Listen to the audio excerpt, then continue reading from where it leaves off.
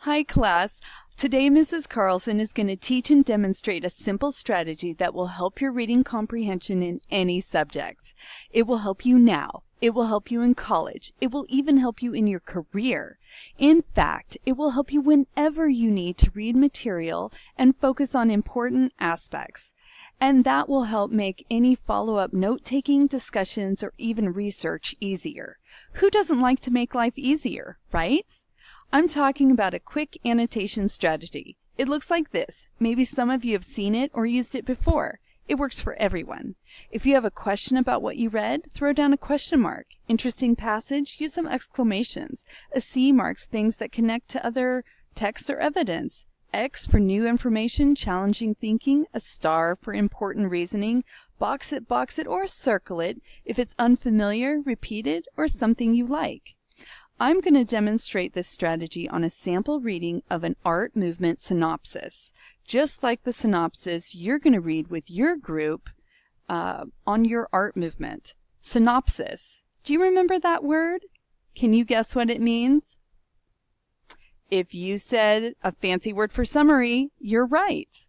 So, along with your handout, we have two extra helpful tools. We have your paint chip vocabulary to assist you with your unfamiliar words while you're reading, and your graphic organizers with our big 6 questions of what we want to know from our KWL charts.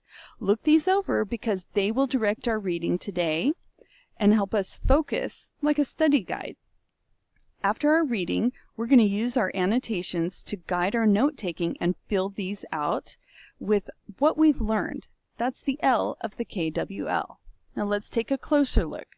Hopefully you remember these questions. For the purpose of our annotations, we're going to make them even more brief. Who are the artists becomes who. What's it all about is just about. When did this happen? What's the time period? We're going to call that time. Where did it start? We're going to look at where. And then we had 2 why questions. Why the change? What inspired it? Let's go with inspired. Why is this famous? What's the impact? Let's go with impact. Now are you ready to get started? Let's take a look at our synopsis sample. I'm using the aesthetic art movement.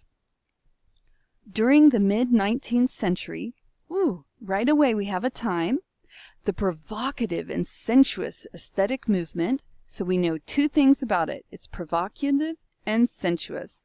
Threatened to dismantle Britain's fussy, overbearing, and conservative Victorian traditions.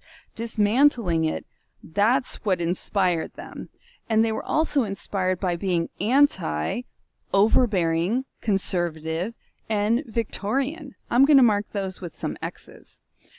Victorian, if you do recall, is also a time period, so I'm going to mark that one twice. More than a fine art movement, aestheticism penetrated all areas of life. Ooh, that's exciting. From music and literature to interior design and fashion. I'm going to mark that with a couple exclamation points. At its heart was the desire to create art for art's sake. Now, at its heart, that's a big clue word. That makes this really important. I really like the term art for art's sake. I'm going to put a big box around it. Do you know what that means? It means art just for the love of art. And to exalt taste, there we go, the pursuit of beauty, here's another one, and self-expression. Bam! Over moral expectations and restrictive conformity. So they don't like moral expectations or restrictive conformity. The freedom of creative expression and sensuality that aestheticism promoted exhilarated its adherents. That's pretty dense. If we read that again more carefully, we'll discover that adherents are the artists. That's the who. And how did they feel? What motivated them was the freedom and the exhilaration that went with it. But it also made them the object of ridicule amongst conservative Victorians. Being the object of ridicule, that's a major impact. That means they were put down. They were a big joke. Nonetheless, by rejecting art's traditional didactic obligations. Whoa! Didactic obligations? What does that even mean? Let's throw a question mark there. And focusing on self-expression, the aesthetic movement helps set the stage for global 20th century modern art.